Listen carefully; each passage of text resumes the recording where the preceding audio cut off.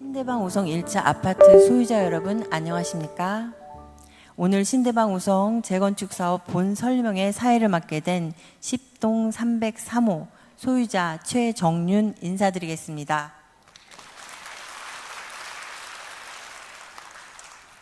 금일 재건축 사업 설명회를 진행하기 위해 몇 가지 안내 말씀을 드리겠습니다.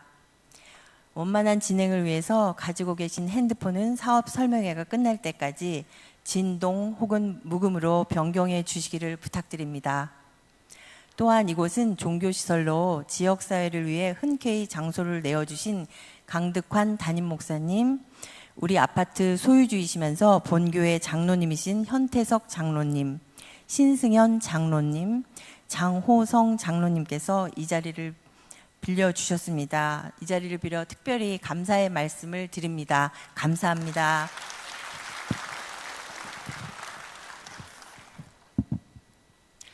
오늘은 지난 사전 설명회에서 말씀드린 사항을 좀 더 보완하여 여러분께서 좀 더 깊은 이해와 우리 사업 추진 방향을 가늠해 보실 수 있도록 설명드릴 것입니다. 오늘은 재건축 구역 지정과 건축 계획 그리고 추정 분담금까지 설명드리겠습니다. 추정 분담금은 가온 감정평가 법인에서 설명드리겠습니다. 한 가지 감안해서 들으셔야 할 것은 현재 우리 신대방 우성 1차 아파트는 용적률이 결정된 것도 아니고 건축 계획이 확정된 것도 아닙니다.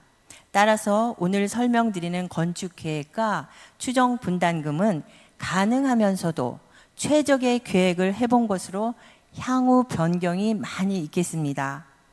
따라서 설명드리는 건축 계획과 추정 분담금은 확정이 아니고 변경이 될 거라는 점을 아시고 감안하셔서 설명을 들어주시면 좋겠습니다.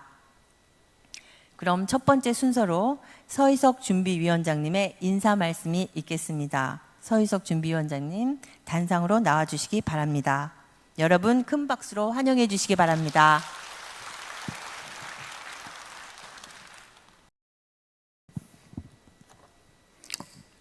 반갑습니다. 준비위원장 10동 1401호 서희석입니다.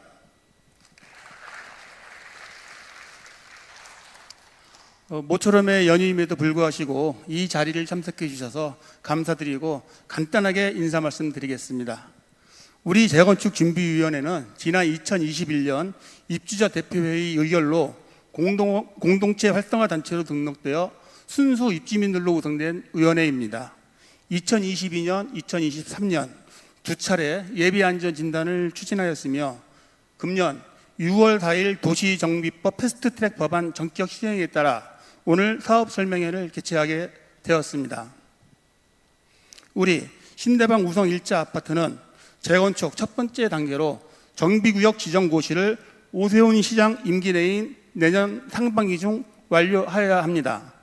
정비구역 지정고시를 받기 위하여는 정비계획안을 작성하여야 하며 정비계획안을 작성하고 동작구청에 접수하여 실과 협의 후 신속통합 자문을 받고 서울시 도시계획위원회 심의를 받기 위한 도시계획 업체가 선정되어야 합니다. 저희 준비위원회에서는 국가종합 전자조달 시스템 나라장터 입찰을 통해 도시계획 업체로 ANU 디자인그룹 건축사 사무소를 선정하였습니다. 오늘 설명회는 ANU 디자인그룹에서 발표할 예정입니다. 오늘 설명드린 용적률과 세대수, 기부채납, 분양 평형도 절대 확정이 아니라는 점을 다시 한번 말씀드립니다. 또한 오늘 설명드릴 계획안에 의해 감정평가사가 추정 분담금을 설명드릴 것입니다. 오늘 설명드리는 추정 분담금은 말 그대로 분담금을 계략적으로 추정해 본 것으로 미래의 분양가와 사업비 등을 알 수 없는 상태에서 현 시점에서 추정해 본 것이라는 점을 이해해 주시기 바랍니다.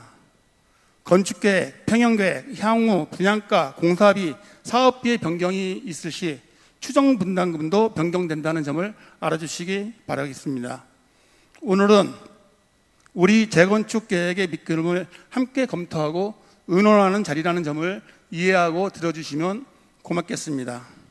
소유주 여러분의 적극적 참여만이 내년 오세훈 시장 임기 내에 우리의 목적을 달성할 수 있습니다. 오늘 설명회 이후 동의서 작성에 적극 협조해 주시길 간곡히 부탁드리며 이상 인사말 마치겠습니다. 오늘 참석해 주신 소유주의 여러분께 다시 한번 깊은 감사의 말씀 올리겠습니다.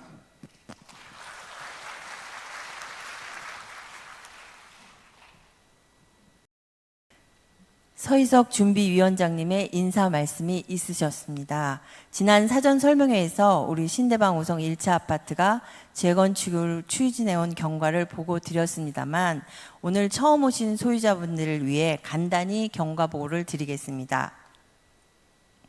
22년, 23년 안전진단 동의서 진구, 23년 3월 21일 예비 안전진단 통과, 24년 1월 10일 1차 소식지 발송, 24년 2월 27일 2차 소식지 발송, 24년 11월 25일 3차 소식지 발송, 25년 6월 24일 도시계획업체 입찰 공고, 25년 7월 4일 도시계획업체 재입찰 공고, 25년 7월 8일 도시계획업체 선정, 25년 7월 21일 4차 소식지 발송, 25년 8월 2일 사전설명회 개최, 이 순서로 경과가 진행되었습니다.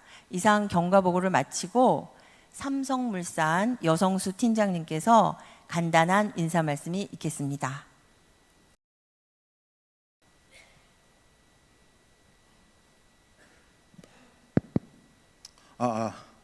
인사 말씀 올리겠습니다. 삼성물산 주택개발사업부에서 근무하는 여성수 팀장입니다.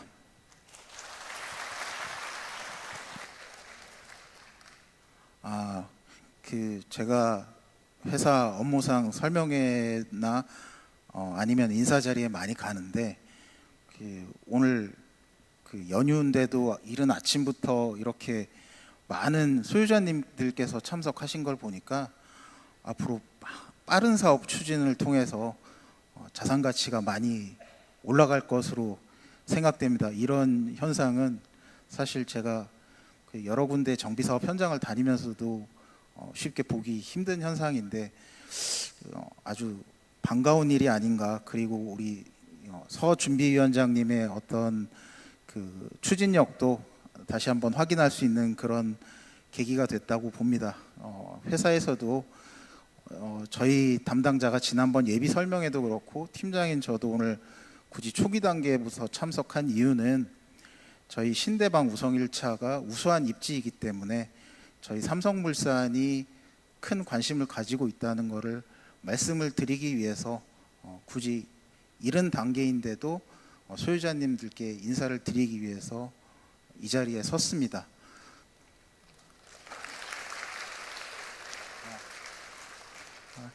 소유자님들 박수 주셔서 대단히 감사하고요. 저희 삼성물산이 언론 보도를 통해서도 회사 홍보 조금만 해도 괜찮겠습니까? 네, 언론 보도를 통해서도 나왔지만 시공능력 평가 1위 회사로 대한민국 건설 업계에서도 올해에도 자리매김을 하고 있습니다.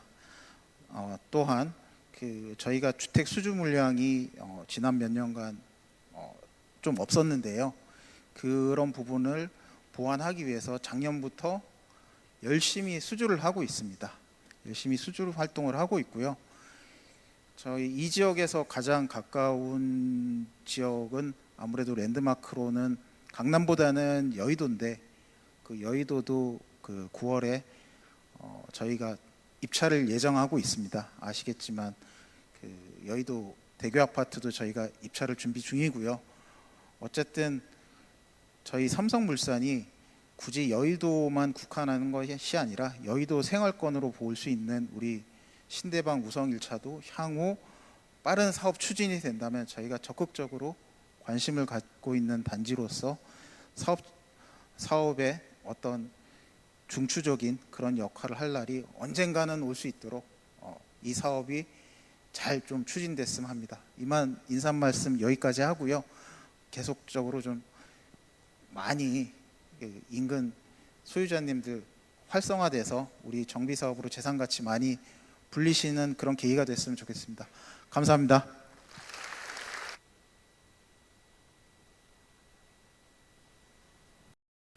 다음은 도시계획 업체로 선정된 ANU 디자인그룹 건축사무소에서 설명해 주시겠습니다. 디어 가온 감정평가 법인에서 설명이 있겠습니다. 질의응답은 모든 설명이 끝나고 같이 질문받는 시간을 갖도록 하겠습니다. 그러면 ANU 디자인그룹 건축사무소 이수영 대표님께서 나와서 설명해 주시겠습니다. 소유자 여러분 박수 부탁드립니다. 네, 인사드리겠습니다. 오늘 설명을 맡은 이수영입니다. 반갑습니다. 지난번에 이어서 제가 오늘 다시 설명을 드리는데, 오늘은 기본적으로 조금 더 디테일한 부분들을 좀 설명을 드리고, 아직 저희는 이제 정비계획 단계이기 때문에 사실 이제 건축계획에 대한 그 디테일한 부분들을 사실 지금에서는 다룰 단계는 아닙니다. 하지만 이제 앞으로 이제 신대방 우성이 이제 정비계획과 신속통합계획을 투트랙 행정을 진행을 해야 되다 보니까 그런 부분들을 좀 감안해서 저희도 이제 준비를 해야 되는 부분이 있어서 그런 내용들을 오늘 좀 설명을 드리도록 하겠습니다. 오늘 설명드릴 내용은 일단 지난번에 설명드린 내용에서 신대방 우성이 갖고 있는 잠재력 이런 부분 좀 설명드리고, 지난번에 안 오셨던 분들도 또 있으시기 때문에 정비사업하고 이제 신속통합기획에 대해서 좀 간단하게 설명을 드리겠습니다. 그리고 이제 신대방 우성이 이제 뭐 평형이나 이런 것들은 이제 설문조사에 의해서 선택을 하고 그다음에 일반 분양분을 얼마만큼 만들 수 있는지에 대한 이슈사항을 좀 설명을 드리고, 저희가 지금 방향을 잡고 있는 아직 이제 그 추후에 설문조사나 이런 걸 거쳐서 저희가 이제 최종적으로 수립해야 돼야 할 정비계획안을 좀 설명을 드리도록 하겠습니다. 첫 번째로 어쨌든 저희 신대방 우성은 현안 용적률이 한 209% 정도 됩니다. 그 다음에 총 1335세대로 구성이 되어 있는 상황이고요. 면적은 한 7만 9천 정도로 대지 면적을 갖고 있습니다. 그 다음에 30년 이상이 경과가 돼서 노후대 주택단지로 이제 주거 환경 개선이 좀 필요한, 절실히 좀 필요한 상황이 되어 있고요. 그다음에 이제 이런 부분들을 조금 더 주거 공간을 탈바꿈시켜서 여유로운 생활 공간이 돼야 된다고 생각을 하고 있습니다. 그래서 결론적으로 보면 이제 뭐 도보내로 이제 공원, 학교, 병원 등이 좀 입지를 하고 있고, 그다음에 이제 시행 대로변에 이제 상가의 입지나 뭐 상가 주민들에 대한 활성화 이런 부분도 좀 고려가 돼야 될 것 같습니다. 그다음에 이제 저희 단지에서는 지형 단차가 좀 있습니다. 이걸 활용해서 공사비도 절감시키고 그다음에 이제 용적률도 좀 완화받을 수 있는 그런 상황들이 조금 이슈가 될 것 같습니다. 그다음에 역세권 그 용적률 특례라는 게 있는데, 저희는 사실 이제 이 역세권 용적률 특례에 대해서 범위에서 좀 벗어납니다. 그래서 250m 안에 저희 대지가 50% 이상 속해져야 되는데, 그렇지만 그거에 비해서 높은 주거 성능 단지 가치를 갖고 있기 때문에 그런 부분들도 좀 고려가 돼야 될 것 같습니다. 그다음에 이제 와우산, 저희 이제 동측에 이제 와우산이 있는데 이런 녹지를 품은 단지로 재탄생이 돼야 될 것으로 판단을 하고 있습니다. 그다음에 이제 저희가 지금 이제 해야 되는 일이 있습니다. 저희가 지금 화면에서 보시면 정비사업, 정비계획과 신속통합계획을 저희는 지금 준비를 하고 진행을 해야 됩니다. 이게 이제 전체 정비사업에서 처음으로 이제 시작되는 단계라고 보시면 됩니다. 요 후에 뭐 통합심의라든지 건축심의죠. 통합심의, 사업시행인가, 그다음에 착공, 이주, 뭐 계속 절차가 남아 있습니다. 근데 재건축 사업을 하기 위해서 첫 번째로 가야 되는 게 정비계획, 정비사 그 신속통합계획 요 두 가지입니다. 그래서 오늘 그 두 내용을 좀 설명을 드리겠습니다. 지금 설명드렸듯이 이제 계획 단계와 사업 시행 인가 단계, 완료 단계가 이렇게 구성이 되어 있습니다. 근데 저희에서 보시면 저희가 안전 진단까지는 끝났습니다. 요 두 번째 안전 진단까지는 끝났는데 저희가 지금 하는 사업은 요 구역 지정 단계입니다. 여기서는 용적률, 이런 그 건폐율, 그다음에 층수 이런 것들을 결정하는 단계고요. 요 단계가 지나가게 되면 이제 조합 설립 인가를 통해서 사업 시행 인가 이런 각종 영향평가와 통합 심의를 끝난 다음에 인가 단계로 접어들어야 됩니다. 그 인가 단계가 접어들고 나서 뭐 그 시공사 선정도 해야 되고 관리 처분도 해야 되고 아직 여러 단계가 많이 남아 있습니다. 그래서 정비 계획은 사실 평균적으로 한 2년 정도 소요가 됐었습니다. 뭐 물론 이제 짧은 데도 있고 또 더 긴 데도 있고 하지만 평균적으로 보면 서울시에서 정비 계획 구역 지정을 하기까지는 한 2년 정도 소요가 되는데 거기서 하는 일들은 이제 합리적인 토지 이용 계획, 우리 단지가 어떤 토지 이용 계획을 갖고 해야 되는지, 그다음에 효율적인 건축물 배치 계획이라든지, 그다음에 이제 교통 계획. 왜냐면 아무래도 1335세대에서 세대수가 증가되기 때문에 주차 대수도 많이 증가가 됩니다. 그렇기 때문에 이런 교통 계획에 대한 부분도 이번 정비구역 지정을 할 때 다루게 됩니다. 그다음에 이제 저희가 정비 계획과 투트랙으로 진행해야 될 게 이제 신속 통합 계획입니다. 지금 이제 오세훈 시장님이 오시면서 이제 정비 계획을 빠르게 진행하기 위해서 이 신속 통합 계획이라는 정책을 마련을 했습니다. 그래서 여기에서는 이 신속 통합 계획과 정비 계획을 투트랙으로 행정이 운영이 되는데, 신속 통합 계획에서는 이런 유연한 계획 기준에 대한 인센티브도 주어지게 되고요. 그다음에 빠르게 결정이 됩니다. 그다음에 혁신적인 디자인을 해서 지원을 하는 이런 제도도 있습니다.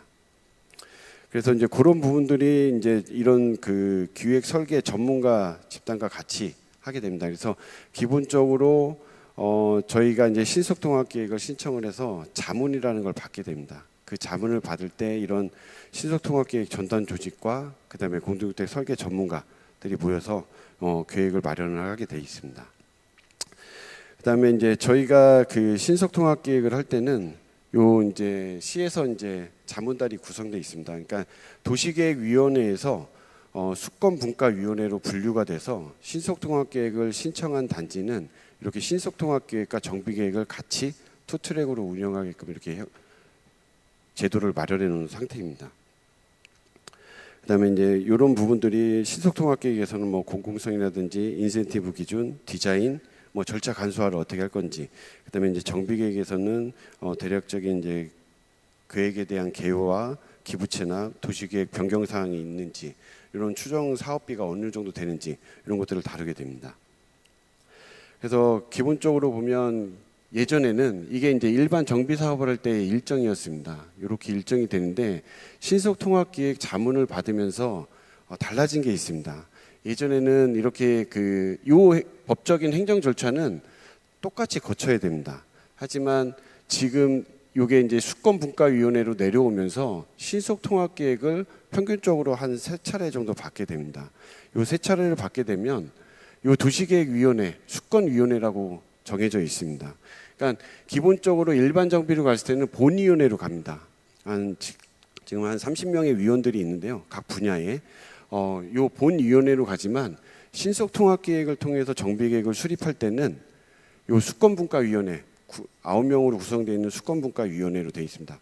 그 수권분과위원회의 위원들이 자문을 하게 되어 있습니다. 그렇기 때문에 기본적으로 저희가 이 위원회에서 원패스로 갈 수밖에 없는 구조로 이렇게 서울시는 만들어 놓은 겁니다. 왜냐하면 여기서부터 충분히 논의가 되고 검토가 된 사항들을 위원회에서 결정하는 구조입니다.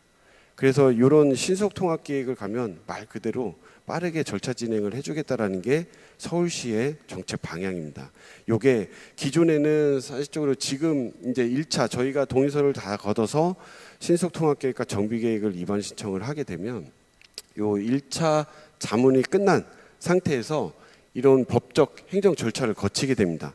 이런 법적 행정 절차를 투트랙으로 같이 진행을 하게 됩니다. 그러니까는 신속 통합 계획이 다 끝난 상태에서 이 법적 절차를 거치게 되면 또 시간이 걸립니다. 하지만 1차 자문이 끝난 상태에서 이 법적 절차를 거치게 되면 시간을 세이브할 수 있게 되는 상황이 됩니다. 그래서 통상적으로 보게 되면 이런 자문 사업을 통해서 간 사례를 보면 한 8개월에서 10개월이면 이 절차가 거의 완료가 되는 상황이 나타나고 있습니다.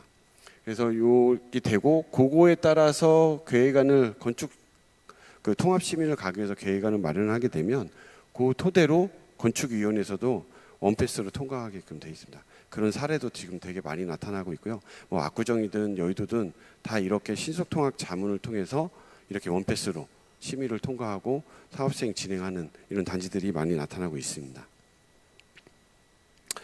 그다음에 이제 신대방 우성의 이제 이슈 사항이라고 볼 수 있는데요. 일단 지금 살고 계신 집에 대해서 좀 아셔야 될 부분들이 있습니다. 그러니까 예전에 30년 전에 했을 때의 법령과 지금 현재의 법령의 면적 계산 방식이 다릅니다. 그래서 지금 건축물 대장이나 이런 것들을 떼게 되면 전유 면적이라고 기입이 돼 있습니다. 근데 지금은 법이 개정이 돼서 이 전유 면적이 전용 면적 개념으로 바뀌었습니다. 그래서 그런 내용들을 좀 설명을 드리도록 하겠습니다. 여기 보시면 이제 전유 면적이 되어 있습니다. 30년 전에는 벽체 중심으로 면적을 계산해서 분양을 했었습니다. 그래서 기본적으로 뭐 100타입일 경우에는 79회배 이렇게 형성이 돼 있던 거고요. 근데 현행법으로는 이 전용 면적 안목선입니다. 내가 사용하는 면적으로 면적 계산을 하게 돼 있습니다. 그래서 전용 면적으로 하면 실사용으로 내가 71.29밖에 현실적으로 내려가는 상황입니다. 그러니까 30년 전의 면적 개념과 지금의 면적 개념은 완전히 달라졌습니다. 그래서 이 내용을 좀 아셔야 되는 게 있고요. 그래서 저희가 도면을 그 30년 전 거라서 이런 뭐 캐드 도면이나 이런 도면들이 없습니다. 그래서 근데 기존에 나와 있는 그 서류로 돼 있는 도면을 갖고 스캔을 떠서 저희가 다시 그린 도면입니다. 그래서 조금씩의 오차는 있을 수 있습니다. 근데 저희가 그것을 토대로 해서 그렸을 때 지금 우성아파트 25평 살고 계시는 경우에는 전용 면적이 61렙입니다. 하지만 건축물 대장을 띄게 되면 전유 면적 66으로 돼 있습니다. 벽체 중심으로 돼 있기 때문에. 근데 지금 살고 계시는 부분은 전용 면적 현행법 기준의 면적 계산을 하게 되면 61렙에 그다음에 실사용 면적, 요 서비스 면적, 발코니 면적까지 합쳐지게 되면 69회배 정도로 실사용으로 지금 내가 사는 공간입니다. 순수하게. 그다음에 30평형 같은 경우는 전유 면적 84로 되어 있습니다. 84로 되어 있고 전용 면적이 저희가 안목으로 다 됐을 때 74회배 정도 됩니다. 그다음에 서비스 면적까지 다 합치면 실사용 면적은 96회배 정도가 되고요. 그다음에 이제 41평형에서는 전용 면적이 115회배, 그다음에 실사용 면적, 서비스 면적까지 다 합친 게 135회배 정도 됩니다. 그다음에 이제 44평형도 전용 면적 116에 141 제곱미터로 구성이 되어 있고요. 그다음에 이제 제일 큰 평형이 55평형도 전용 면적 149에 179 이렇게 지금 살고 계시는 내가 사용하는 면적이라고 보시면 될 것 같습니다. 그랬을 때 이제 저희가 이제 한번 이제 방향을 제시해 드리는 게 뭐냐면 지금 살고 계시는 그 44평 기준으로 저희가 확인을 해본 결과입니다. 지금 살고 계시는 게 전용 면적 플러스 서비스 면적을 했더니 141회배 정도의 실사용 면적으로 사용하고 계십니다. 근데 이게 전용 면적은 127, 내가 갖고 있는 건축물 대장상 전유 면적은 줄었어도 지금 현재 갖고 있는 전용 면적보다 줄었어도 서비스 면적이 늘어나게 됩니다. 지금 발코니가 다 확장을 하는 구조로 가기 때문에 서비스 면적이 늘어나면 실사용 면적은 기존보다 늘어나게 됩니다. 그러니까 갖고 있는 내가 알고 있는 면적보다 줄어드는 것 같지만 실질적으로 사용하는 면적은 늘어나게 됩니다. 왜냐하면 뭐 면적 기준에 대한 법이 바뀌었지만 이런 발코니에 대한 사용하는 법도 바뀌었기 때문에 예전에는 이 발코니를 확장하는 구조가 아니었습니다. 근데 이제 이게 자꾸 이제 불법적으로 확장되고 이렇게 하다 보니까 이걸 합법화시켜서 이제 확장을 하게끔 만들어 놨기 때문에 이렇게 실사용 면적이 커지게 됩니다. 그러니까 이게 추후에 이제 분담금에 대한 영향도 미쳐지게 됩니다. 만약에 내가 전유 면적 그대로 내가 갖고 있는 그대로 면적을 가져가게 되면 더 물론 실사용 면적은 더 커지게 됩니다. 근데 리모델링을 하더라도 1, 2억씩 드는데 새로 집을 짓는데 분담금은 더 늘어나게 되는 거죠. 그런 상황들입니다. 그래서 기본적으로 저희가 현행법 기준으로 따져본 겁니다. 25에서 56평까지 있을 때 사실 면적은 줄어드는 것 같지만 제가 서두에 설명드렸듯이 실사용 면적은 더 늘어나게 됩니다. 그 좀 이해하시면 될 것 같고요. 근데 이제 하나 이슈가 뭐냐면 그러면 내가 갖고 있는 전유 면적을 그대로 여기 1335세대가 그대로 가져간다 라고 봤을 때 새로 짓기 때문에 법이 또 많이 바뀐 게 있습니다. 지금 계단실이나 코어 이제 엘리베이터나 이런 그 공용 면적들이 지금 현행법 기준에 맞추게 되면 늘어나게 됩니다. 지금 내가 갖고 있는 공용 면적보다 조금 더 늘어나게 됩니다. 왜냐하면 계단도 더 설치해야 되고 특별 피난 계단도 만들어야 되고 피난용 엘리베이터도 만들어야 되고 이런 상황들이 생기기 때문에 공용 면적이 증가됩니다. 그래서 저희가 확인을 해봤더니 그대로 그냥 전유 면적을 가져갔을 때 267.8%의 용적률이 나옵니다. 이 얘기는 뭐냐면 저희가 상한 용적률로 가져갈 수 있는 게 250%입니다. 기부 체납을 해서 가져갈 수 있는 게 250%인데 16.68% 용적률이 오버가 됩니다. 그러면 16.68%는 줄여야 됩니다. 그냥 가져가게 되면. 그러면 어디선가 면적은 줄어야 되는 상황입니다. 현실적으로. 예, 저희가 파악한 건 이렇게 파악이 됐고요. 그래서 그 실질적으로 보시면 기존의 그 등기부등본상 면적이 이렇게 되어 있습니다. 실사용은 141이고요. 요 면적을 그대로 가지고 가게 되면 면적이 바뀌게 되면 코어 면적이 바뀌게 되면 면적이 147에서 171까지 늘어나게 됩니다. 내가 분양받는 면적이. 그다음에 실사용 면적도 기존에는 141인데 172로 늘어나게는 됩니다. 근데 분담금도 늘어나게 되는 상황이 생기는 거죠. 하지만 새로운 재건축을 했을 때 전용 면적은 기존보다 줄긴 하지만 실사용 면적은 늘어나게 됩니다. 이게 기본적인 그 예전의 그 면적 체계와 지금 바뀐 면적 체계를 했을 때 지금 살고 계시는 면적을 좀 더 유지하면서 갈 수 있는 방법이라고 보시면 될 것 같습니다. 그래서 이제 뭐 지금 현재 이제 실사용 면적과 이제 바뀌게 되면 면적은 줄어들지만 실사용 면적은 지금보다 늘어나게 된다라는 게 기본적인 상황입니다. 그것에 의해서 이제 요 전에 요 줄어든 면적이지만 실사용 면적은 늘어나게 되면 지금 전유 면적의 89.5%를 적용하면 됩니다. 89.5%를 적용하면 일반 분양 세대가 한 229개 정도의 세대수를 확보할 수 있습니다. 그러니까 뒤에 이제 그 감정평가법인에서 설명을 드리겠지만 저희가 추정 분담금을 할 수 있는 건 공사비를 줄이고 분양 세대를 많이 만들어서 분양가를 높이는 겁니다. 그래야 이제 추정 분담금이 줄일 수 있는 상황인데 이렇게 89.5%로 저희가 전유 면적 갖고 있는 면적을 줄였을 때는 실사용 면적이 늘어납니다. 줄였을 때는 일반 분양분이 229개고요. 그다음에 대형 평형 지금 뭐 물론 이제 40평대, 50평대 살고 계신 분들도 있지만 이제 가족들이 다 이제 그 나가고 이렇게 되면 가족 구성원 수가 줄어드는 경우도 있습니다. 그래서 큰 평형에서 크게보다는 좀 현실적으로 작게 이렇게 가는 부분들도 되게 많이 나타나고 있기 때문에 큰 평형 40평형 이상을 50%를 줄여봤습니다. 이게 기존에 갖고 있는 게 240, 280, 180입니다. 세대수가. 요거를 120, 140, 90세대 줄였을 때는 일반 분양분이 374개로 늘어나게 됩니다. 그러니까 분양 수입을 더 올리게 되는 거죠. 그러니까 이 분들이 뭐 34평으로 내가 34평으로 내려가도 된다. 그 정도 공간이면 충분하다라는 분들이 계실 수도 있기 때문에 그렇게 될 경우에는 분양 세대는 더 늘어나게 됩니다. 그다음에 70%를 이동했을 때는 일반 분양분이 432개까지 늘어나게 됩니다. 그러니까 저희가 이 시뮬레이션을 한 건 뭐냐면 물론 이제 추후에 동의서를 걷고 나서 설문조사는 다 할 겁니다. 내가 갖고 있는 평형이 몇 평형이고 내가 앞으로 몇 평형에 살고 싶다.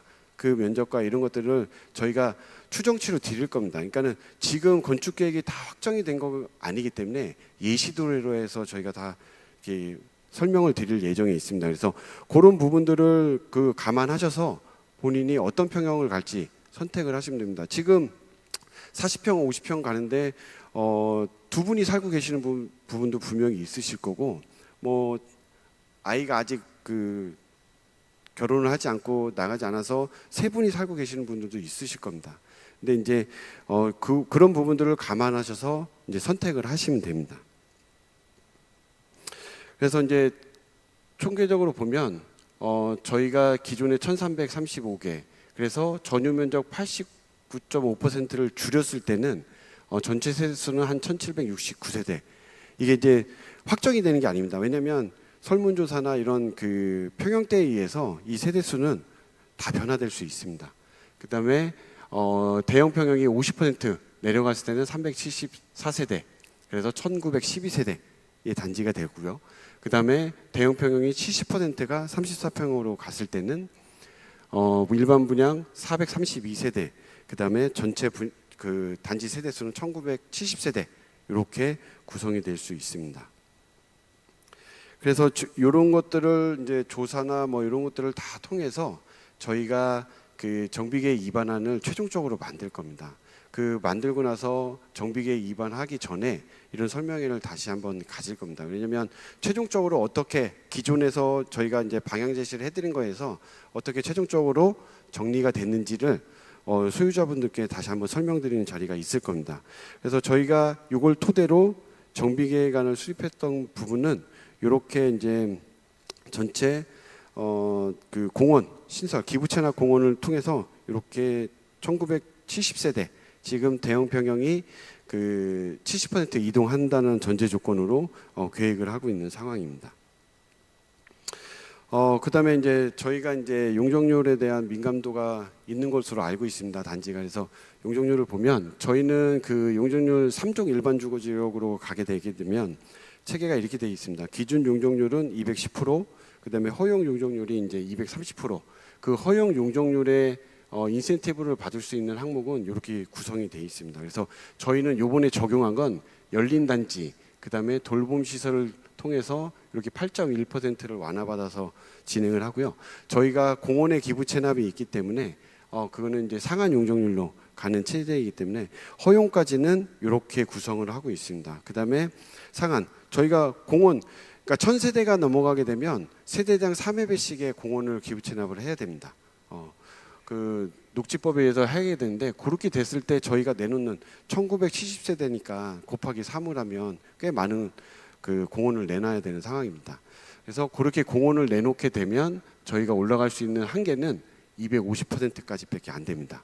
그래서 250%가 상한 용적률이고요. 여기서 법적 상한을 가는 건 임대주택 25%, 분양주택 25% 이렇게 해서 300%로 가야 되는 상황입니다. 요게 이제 그 상황 내용이고요. 그거에 따라서 이제 저희가 이제 가배치를 해놓은 상황입니다. 이제 물론 요 배치는 이제 그 여러분들의 평형 조사나 이런 것들을 통해서 추후에 또 변경될 예정입니다. 지금은 저희가 이제 1970세대를 통해서 최고층수 이제 49축으로 해서 이제 저희가 이제 가배치를 해놓은 상태이고요. 지금 요 부분을 통해서 이제 그 저희는 계속 그 디벨롭을 통해서 정비계획안을 수립할 예정에 있습니다. 이거는 이제 조감도의 모습인데요. 물론 이제 아직 확정이 되지 않았기 때문에 저희가 이제 기본적으로 3D로 이렇게 조감도를 형성한 모습입니다. 이거는 이제 와우산 쪽에서 동쪽에서 바라본 모습이고요. 그다음에 이제 물론 요 단계는 아직 저희가 정비계획 끝나고 더 진행이 돼야 될 후에 나오는 단계이긴 합니다. 그러니까 하지만 이제 이런 설명회를 제가 다니다 보면 이런 부분들을 되게 궁금해하게 생각을 하십니다. 그래서 저희가 이제 신대방 우성을 바라봤을 때 이런 주거 단지 정도는 일단 돼야 되지 않겠느냐라는 특화 계획을 좀 담아온 건데요. 이제 4가지가 있습니다. 이제 저희가 와우산을 품고 있기 때문에 이제 녹지에 대한 그다음에 저희가 우리 앞마당처럼 내주는 그 공원 기부 체납들이 있기 때문에 이런 녹지 프리미엄을 충분히 가져가야 된다고 생각을 하고 있고요. 그다음에 요즘에는 종우 가치에 대한 얘기들이 많이 나오고 있습니다. 그런 부분들이 사실 이제 이런 디자인적인 부분들이 되게 많습니다. 물론 살기 좋은 환경을 만들어서 단지의 가치를 높이는 것도 있지만 디자인적인 측면을 강화시켜서 단지의 가치를 높이는 부분들도 있습니다. 그다음에 이제 커뮤니티 아무래도 이제 거의 2000세대 가까이의 단지가 되기 때문에 이런 커뮤니티에 대한 프리미엄도 되게 중요합니다. 그다음에 단위 세대, 라이프, 내가 사는 실질적인 공간 그런 부분들도 프리미엄이 되게 필요하다고 생각을 하고 있습니다. 그래서 뭐 예시의 그림들입니다. 예시도이기 때문에 이제 추후에 이제 저희가 정비계획안을 하고 이제 추후에 이제 설계사를 선정하셔서 그런 부분들이 좀 더 이런 부분들은 강화될 것으로 예상은 하고 있습니다. 그래서 뭐 이런 그 저희가 경사가 있기 때문에 이런 데크나 이런 것들 그다음에 산책로 이런 것들을 통해서 이제 다양한 외부 공간을 만들어야 환경이 좋아지는 상황들이 생깁니다. 그다음에 이제 저희가 이제 이런 클러스터 가든, 물론 중앙 광장도 필요하지만 동과 동 사이에 이런 가든들도 굉장히 필요한 부분들이 있습니다. 그래서 외부 공간에 대한 부분들이 굉장히 중요한 부분이 있습니다. 그다음에 뭐 물론 예시도 빈다는데 우리 그 남측에 기부채나 공원이 있습니다. 이 공원도 저희가 이제 그 물론 기부채나 공원이긴 하지만 저희 앞마당처럼 쓸 수 있는 공원으로 저희가 조성해서 계획을 해야 됩니다. 그다음에 이제 디자인적인 부분인데 이런 부분들은 사실 요즘에 많이 나타나고 있습니다. 뭐 압구정이든 여의도든 이런 그 대규모 단지나 아주 핫한 그런 부분들에서 이 디자인에 대한 인면에 대한 이런 특화 부분들이 굉장히 많이 나타나고 있습니다. 그래서 저희도 개성이 있고 이런 부분들이 특색이 있어야 저희 단지 가치도 높아지는 부분들입니다.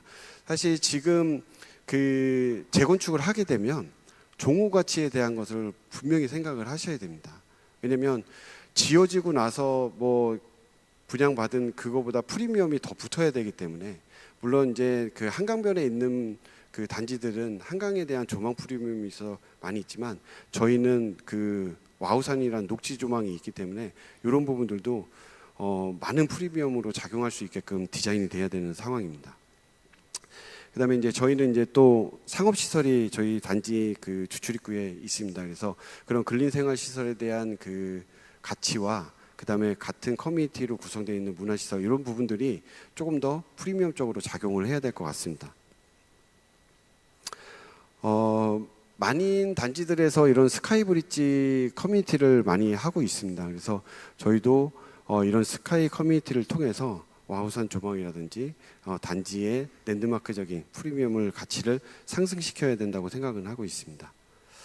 그다음에 이제 루프탑 라운지, 뭐 스카이 커뮤니티만 있는 게 아니라 루프탑 라운지 이런 부분들도 많은 부분들이 형성을 하면 좋을 것 같고요. 그다음에 이제 스카이 라운지 이런 부분들도 있습니다. 그다음에 이제 저희가 이제 그 경사가 있다 보니까 이런 데크를 통해서 추후에 이제 용적률이나 이런 커뮤니티에 대한 완화도 받을 텐데 그런 통합 커뮤니티 시스템을 좀 갖춰야 됩니다. 왜냐하면 커뮤니티가 이런 통합 커뮤니티 시스템을 못 갖추게 되면 사람들에 대한 그 케어가 떨어지기 때문에 요즘에는 이 커뮤니티에 대한 부분도 되게 많이 그 화두가 되고 있습니다. 그다음에 이제 진출입로, 저희가 이제 지금 저희가 계획한 건 출입구를 이제 2개를 계획했는데 지금 현재 사용하고 있는 상가 부분의 진출입구를 조금 더 호텔식 럭셔리하게 해줘야 단지의 그 입구에서 상징성을 좀 강조해야 된다고 생각을 하고 있고요. 그다음에 이제 이런 라이프 스타일 뭐 브랜드 같이 시장 트렌드 이제 단위 세대 부분입니다. 근데 이 부분은 지금 현재에서 또 우리가 계속 앞으로 진행이 되기 때문에 계속 진화될 겁니다. 그러면 그때 가서 또 새로운 걸 또 적용하게 되고, 지금 현재로 봤을 때는 이런 저층부에나 이런 부분들에 이제 테라스 이런 부분들을 좀 도입을 해서 조금 더 그런 단지 가치도 올리고 그다음에 저층부에 대한 분양 가치도 올리는, 종호 가치도 올리는 이런 계획들이 좀 필요할 것으로 예상은 하고 있습니다. 그다음에 이제 뭐 넓은 실사용 공간, 이 베이에 대해서 그 발코니를 확보할 수 있기 때문에 조금 더 넓은 베이를 가질 수 있는 그런 공간을 좀 만들어야 될 것 같고요. 그다음에 이제 천장고, 요즘에 많은 그 이 높이에 대한 부분들이 층수가 또 많이 그 49층까지 가게끔 하고 그다음에 높이에 대한 부분들이 또 많이 완화가 되고 있기 때문에 이 층고 지금은 뭐 2.3 이렇게 천장 높이를 사용하고 계실 수도 있는데 요즘의 추세는 2.6까지도 이 천장 높이를 높여주고 있습니다. 그러니까 이런 부분들도 조금 더 그 디테일하게 다뤄야 될 부분이라고 생각을 하고 있습니다. 그다음에 이제 발코니 특화인데요. 각 단지마다 이렇게 테라스를 갖는 요즘에 특화된 그런 평면들이 나오고 있습니다. 그래서 여의도나 이 압구정에서 많이 사용을 하고 있고요. 이런 내 서비스 발코니 면적이 아닌 단지 그 세대 내에서의 그 테라스 공간, 이런 공간들도 많이 나타나고 있습니다. 그다음에 이런 거실 확장형이라든지 수납 공간이 좀 많아야 되니까요. 이런 비스포크 하우스 이런 부분들도 그 사용자 스타일에 따라서 많이 나타나고 있고, 그다음에 이제 조망 프리미엄, 저희가 어쨌든 녹지 조망을 갖고 있기 때문에 이 조망 프리미엄도 많이 만들어야 된다고 생각을 하고 있습니다. 제가 오늘 그 설명드린 내용은 여기까지 좀 설명을 드리고요. 추후에 질의응답을 하면서 좀 더 구체적인 설명을 좀 드릴 수 있을 것 같습니다. 향한 이야기입니다. 한 세기에 이르는 건축의 역사 속에서 시대를 걱정하고 시민을 동경하는 진심으로 도시로부터 태어나 세계를 향해 나아가는 독창적이고 창의적인 건축가들의 히스토리입니다.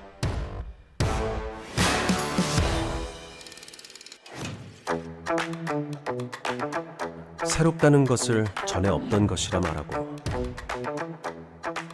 앞선다는 것을 빠르게 나아가는 것이라 말합니다. 그들이 틀리지 않았지만 우리에게는 시대를 앞서가는 가치를 창조하고 지속 가능한 도시로 나아가는 것, 대한민국 도시재생의 기준이 되는 것입니다.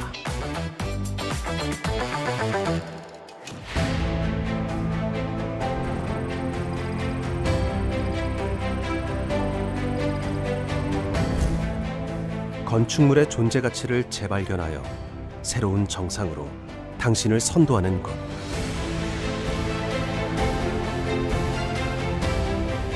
최초의 특별 건축 구역을 시작으로 우리가 수놓은 한강변 수만 개의 별은 주거 문화의 새로운 바람을 일으키며 동경으로 반짝이고 강남 럭셔리 주거의 새로운 획을 그으며 다시 고귀한 빛을 발합니다. 광안 바다를 빈틈없이 마주하는 부산이 선택한 새로운 랜드마크.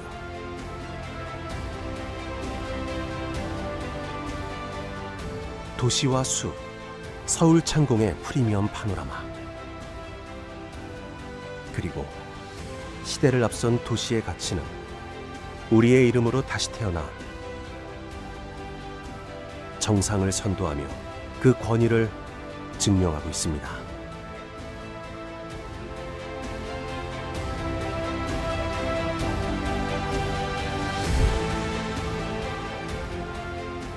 누구도 시도한 적 없는 특별한 것, 누구나 가질 수 없는 유일한 것, 우리의 모든 독창성과 문제 해결 능력을 더해 오로지 당신의 차원 높은 자부심을 디자인합니다.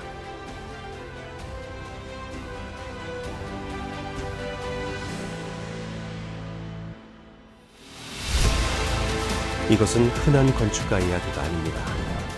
다만 혁신적 솔루션으로 미래를 선도하고 도시와 건축을 사랑한 ANU와 당신에 대한 이야기입니다. 시대를 앞서가는 가치를 창조하고 대한민국 도시재생의 기준을 혁신하는 독창적이고 창의적인 건축가의 히스토리.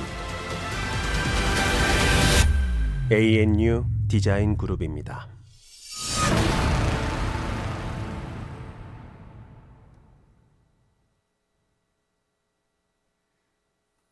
네, 제가 오늘 설명드린 내용은 여기까지고요.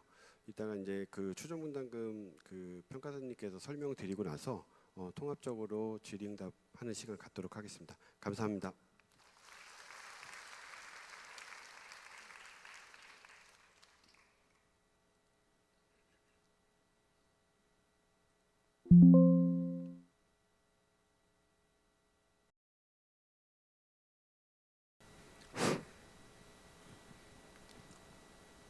가온 감정평가법인 대표님께서 설명하시겠습니다.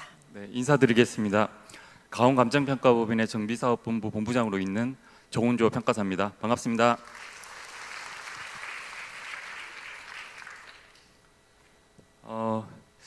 일단 저희 회사 소개를 간단히 좀 설명드리고 설명하도록 하겠습니다.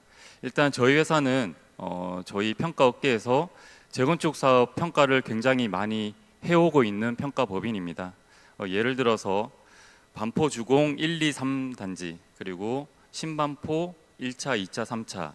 그 신반포 1차가 아크로 리버파크, 3차가 원베일리고요. 그 반포 주공 2단지, 3단지가 레미안 퍼스티지, 반포자이 뭐 이런 아파트들입니다. 그리고 저희가 잠실 주공 1, 2, 3, 4단지도 평가를 했었습니다. 엘리트레라고 다 아실 겁니다. 그래서 저희가 재건축 사업 평가를 예전부터 굉장히 많이 해오고 있는 평가법인입니다. 그리고 이제 지금 이 추정분담금 관련해서는 사실 저희 회사에서도 이 추정분담금이 지금 저희가 이렇게 설명하고 끝나는 게 아니고요. 나중에 조합 설립할 때, 그리고 사업 시행 인가 받을 때, 관리 처분할 때, 이럴 때 계속 저희가 추정분담금을 산정을 해서 알려드리잖아요. 근데 그때 사실 각 구청에서 심의를 받게 됩니다. 그래서 지금 저희가 이렇게 추정분담금 설명한 내용이 굉장히 달라졌을 때는 이게 심의 받기가 힘들어지거든요. 그래서 이 설명회 때부터 굉장히 객관적으로 설명을 해드려야 됩니다.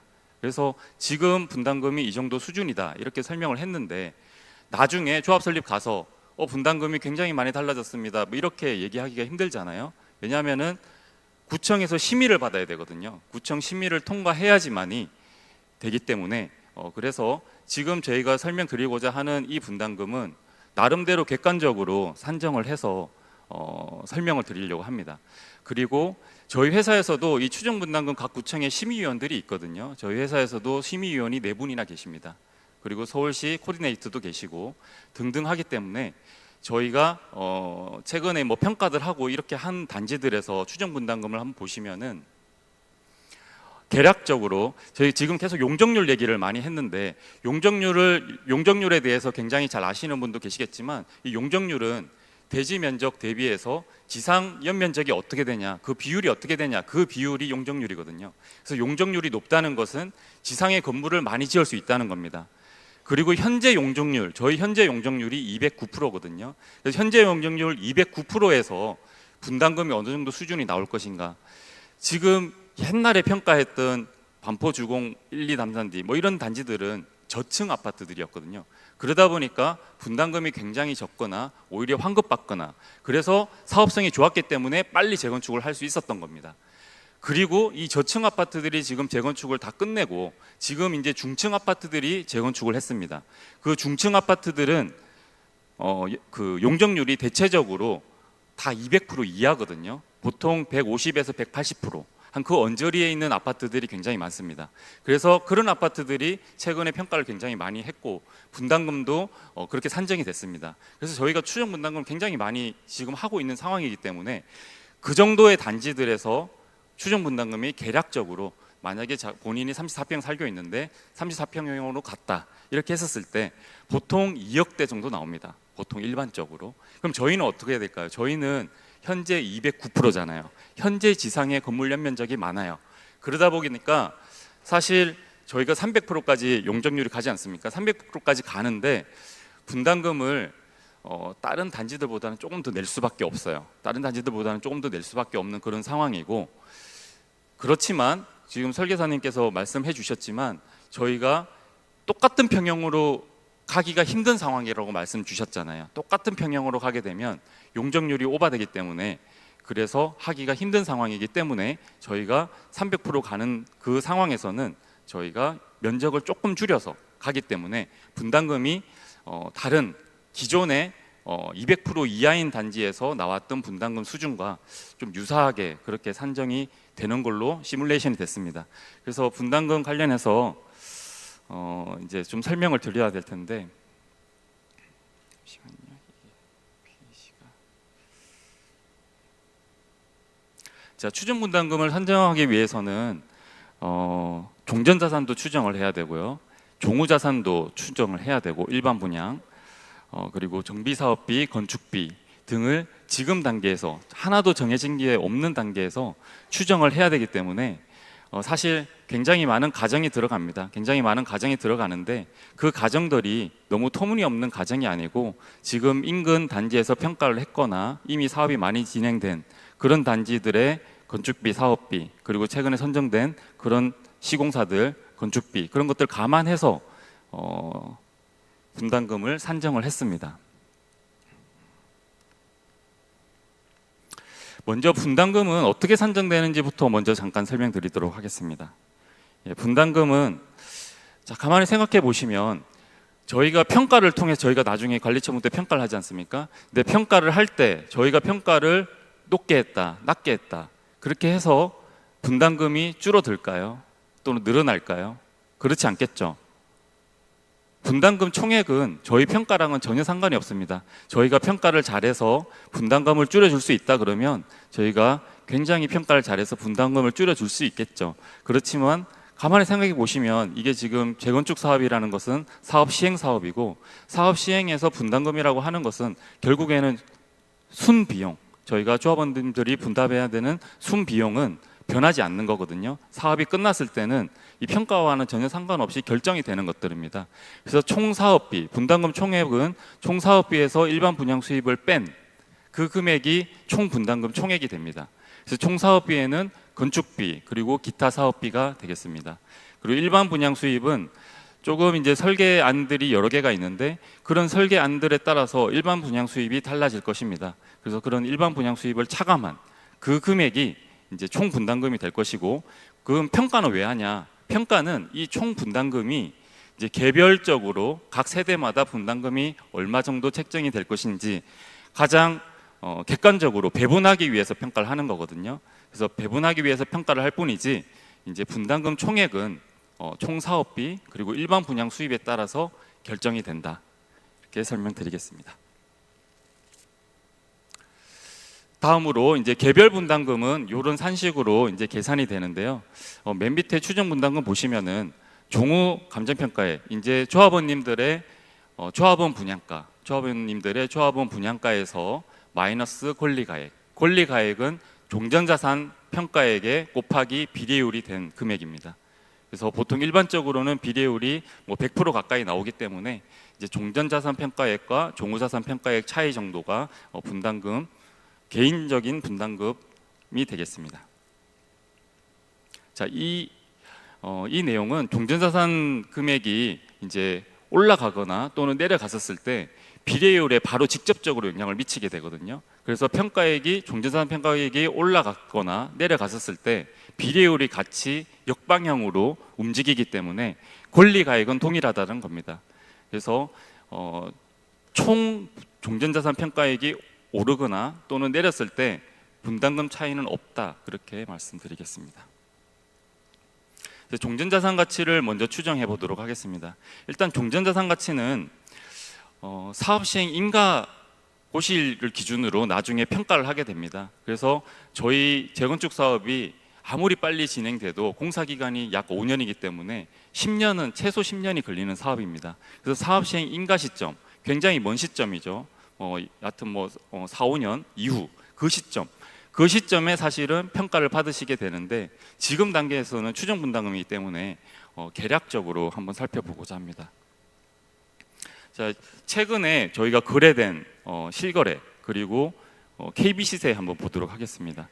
KB 시세가 25평형은 8억 7,500 평균가, 그리고 30평형은 10억 5천, 그리고 41평, 44평은 13억 2억 5천, 55평은 15억 1,500.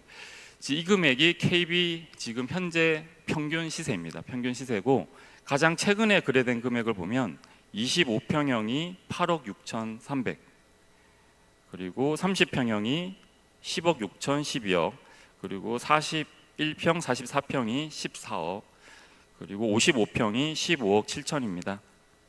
그 옆에 그리고 최저 매물가도 제가 기재를 했는데, 일단 이 최저 매물가를 보시면은 25평형이 일단 좀 높은 금액의 매물이 나와 있습니다. 가장 낮은 매물이거든요. 그래서 이제 좀 작은 평형이 사실 시간이 지나면 좀 더 높게 거래가 될 거라고 생각이 됩니다. 근데 지금 현재는 가장 높게 거래된 금액이 8억 6,300이고 KB 시세 평균가가 8억 7,500.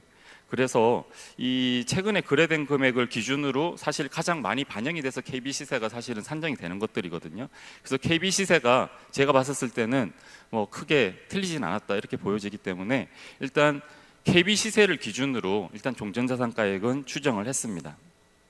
자, 그렇게 됐었을 때 저희가 총 금액이 1573 이렇게 되어 있지 않습니까? 저 1573 저 금액이 1조입니다. 1조 5,733억.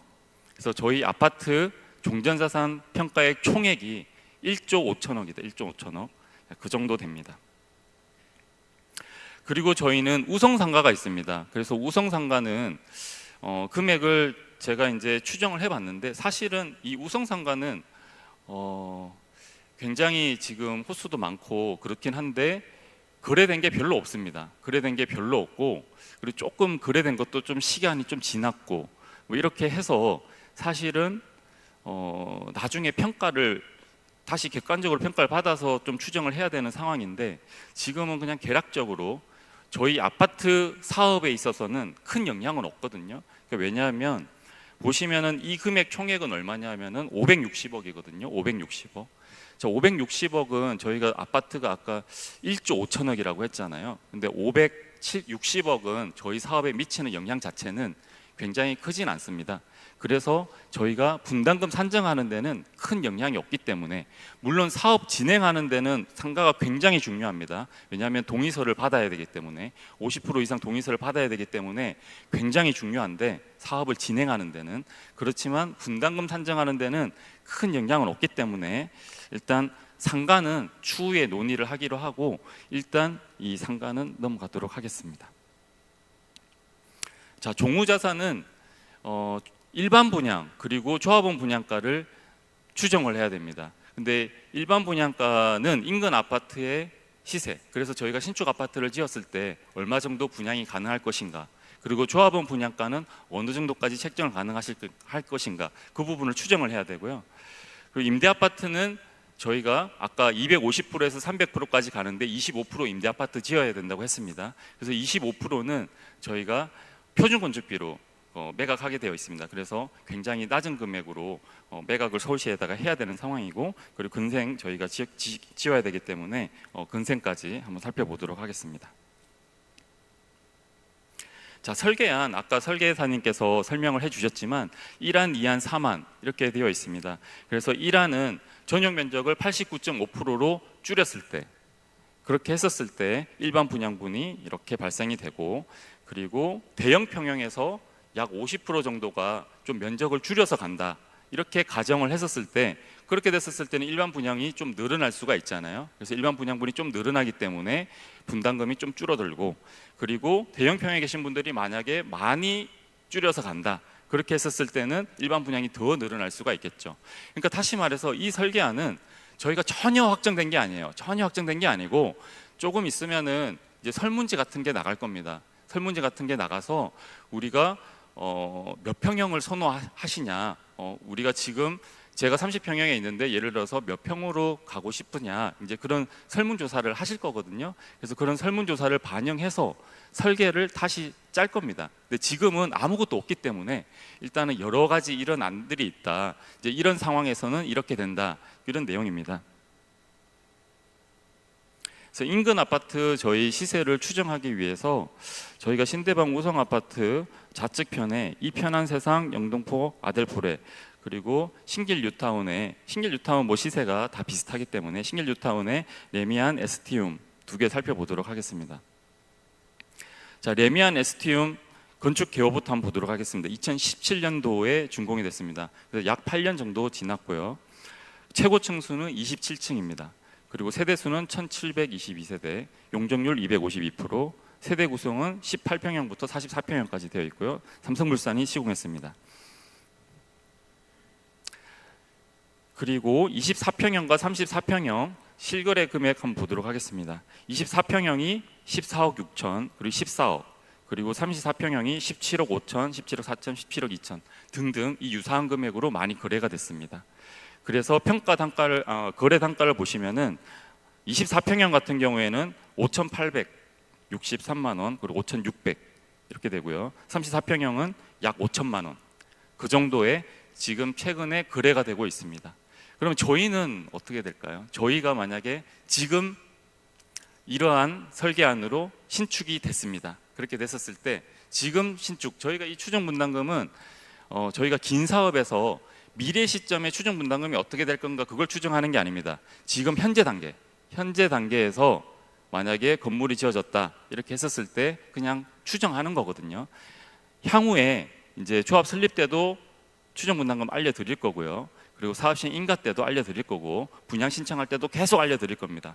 계속 알려드릴 텐데 그때 상황마다, 그리고 그때 사업비도 결정되고 건축비도 결정되고 설계안도 다 결정되잖아요. 시간이 지나면서.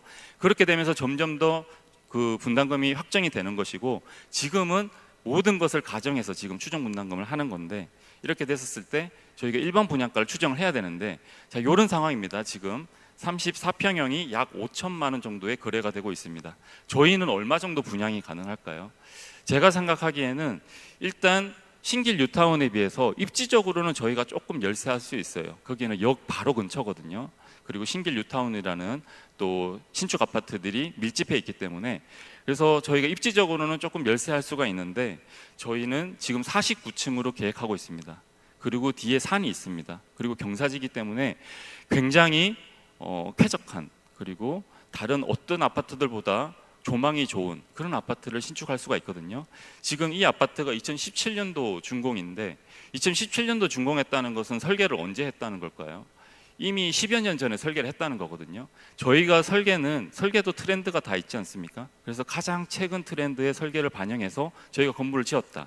이렇게 했었을 때는 저희가 현재 이와 유사한 금액까지 분양이 가능하다, 저는 그렇게 보여지거든요. 그래서 저희가 물론 이제 이 편한 세상 같은 경우에는 지금 현재 거래 단가가 뭐 이 정도까지 되지 않습니다. 이제 24평형 같은 경우에는 4,400만 원 정도 지금 현재 거래가 되고 있거든요. 이제 그렇지만 이런 아파트들보다 저희는 훨씬 더 지금 신축이 됐다고 가정했었을 때는 훨씬 더 좋은 아파트라고 생각이 되기 때문에 저는 24평형을 5,300만 원, 그리고 30평형, 35평형을 약 4,900만 원대, 그 정도로는 충분히 분양이 가능하다, 이렇게 추정을 하고 분담금을 산정을 했습니다.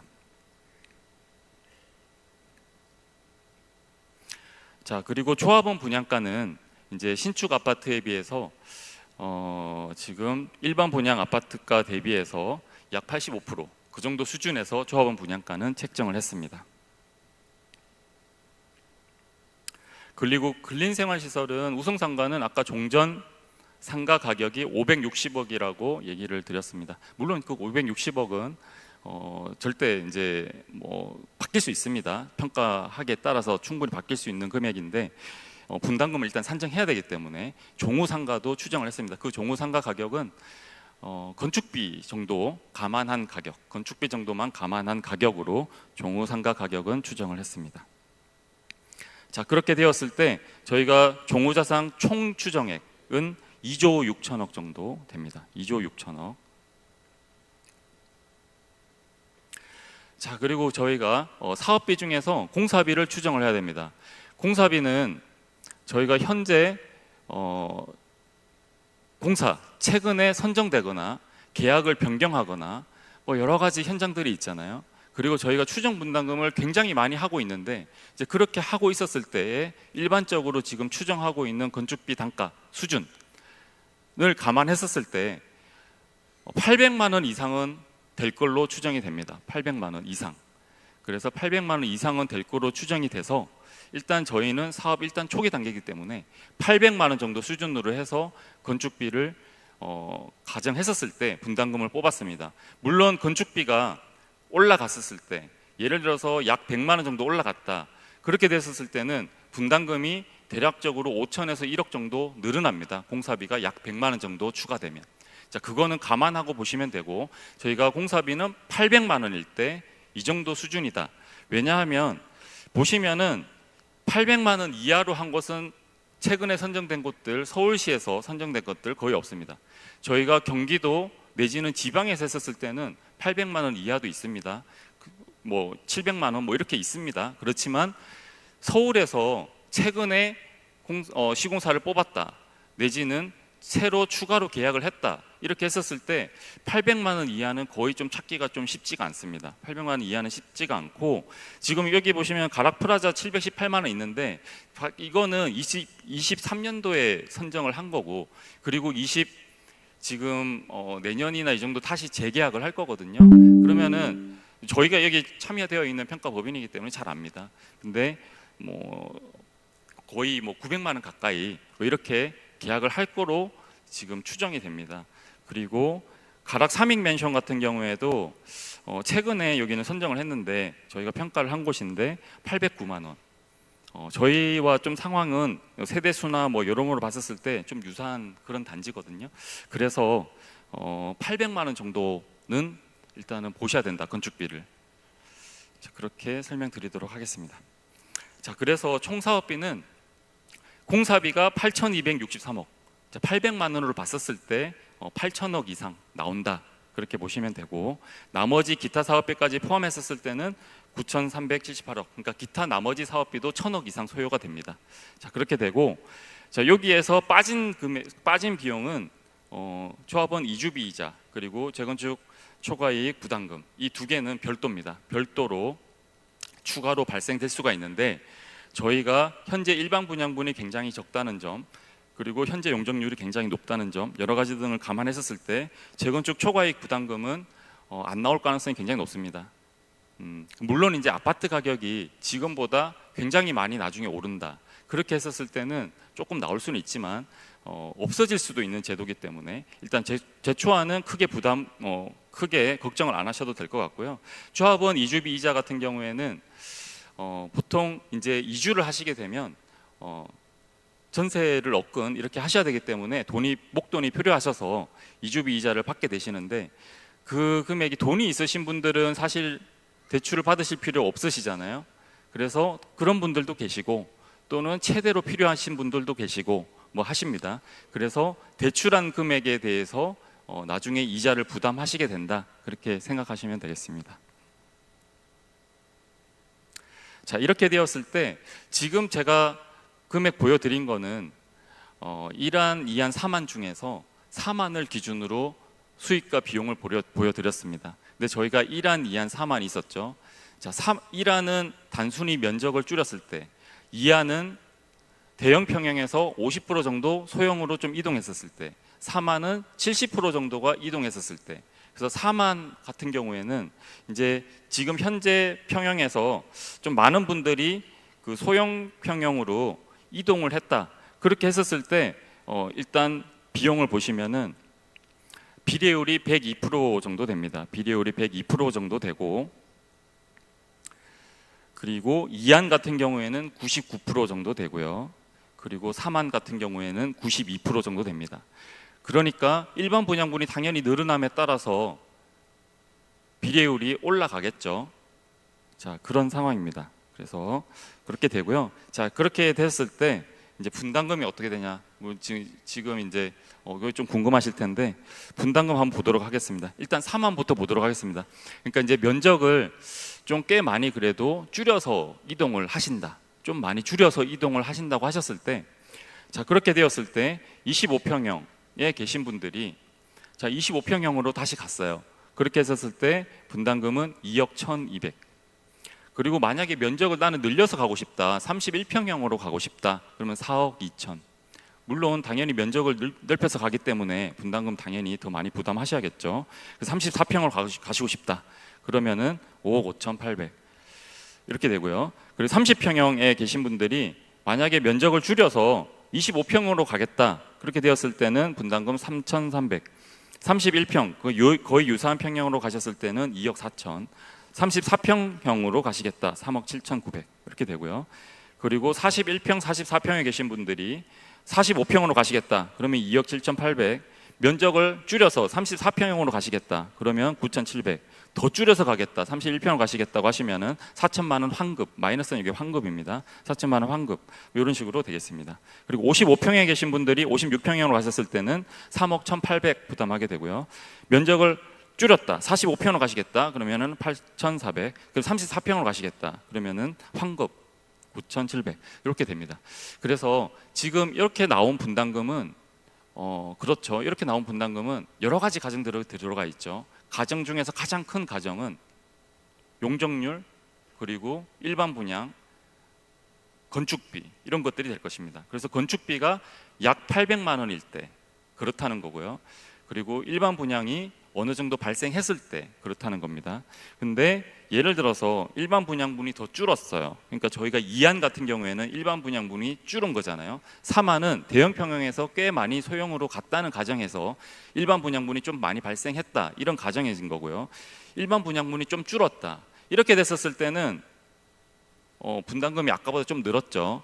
자, 맨 위에 것만 보시면은, 자, 맨 위에 거 아까는 얼마였죠? 아까는 2억 1,200이었거든요. 아까는 2억 1,200이었는데 지금 2억 3,700. 자, 일반 분양분이 좀 줄어서 분담금이 조금 더 늘어난다. 2억 3천까지. 그리고 자, 일반 분양분이 더 줄었어요. 일반 분양분 대부분 면적 줄이기를 원하시지 않으세요. 그래서 일반 분양분이 조금밖에 안 나옵니다. 자, 그렇게 되었을 때는 약 3억까지 이렇게 분담금은 올라갈 수 있습니다. 그래서 이 분담금을 뽑은 이유는 향후에 당연히 다 알려드립니다. 계속 정비계획 수립 때도 알려드리고 계속 다 알려드립니다. 계속 알려드리는데 그 전에 이제 궁금하시기도 하고, 그리고 저희는 용적률이 현재 용적률이 높기 때문에 설계를 할 때 잘 감안해서 해야 되잖아요. 그러니까 몇 평형을 얼마나 지을 건지 그런 것들을 감안을 해야 되기 때문에 평형 조사를 해야 되거든요. 그래서 평형 조사를 할 때 보통 이제 평형 조사를 통해서 설계 세대수를 정해야 되기 때문에 그 세대수 내가 어느 평형으로 갈 것인가 그런 걸 감안했었을 때 분담금도 굉장히 고려해야 될 중요한 요소잖아요. 그래서 일단 여러 평형으로 이동했었을 때까지 분담금이 어떻게 차이가 나는지 그런 것까지 한번 살펴봤습니다. 네, 오늘 분담금 관련된 설명은 네, 여기까지고요. 일단 설명은 제가 여기까지 마치도록 하겠습니다.